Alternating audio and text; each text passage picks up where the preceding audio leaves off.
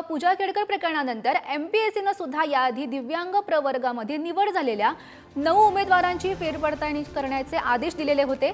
आरोग्य उपसंचालकांकडे राज्यात ठिकठिकाणी त्यांची फेरपडताळणी ही पार पडली। विशेष म्हणजे एका उमेदवारानं तर दिव्यांग सिद्ध करण्यासाठी कानात वॅक्स टाकल्याचं समोर आलंय।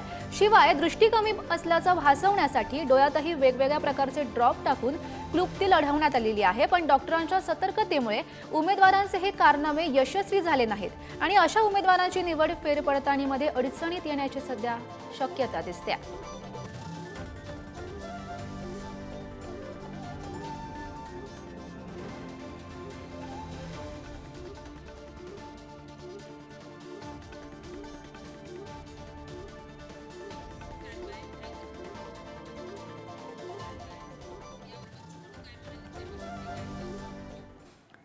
तर यावर बच्चू कडू नेमकं काय म्हणालेत पाहूयात।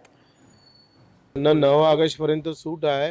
9 ऑगस्ट माझं आंदोलन झालं का आम्ही आमच्या कार्यकर्त्याचं प्रहारच्या स्टाईलनं अधिकाऱ्यानं जर कारवाई केली नाही, जे डुप्लिकेट आहे बोगस दिव्यांग प्रमाणपत्र घेऊन नोकरीवर लागले त्यांना हंटर मारो कार्यक्रम सुरू करू।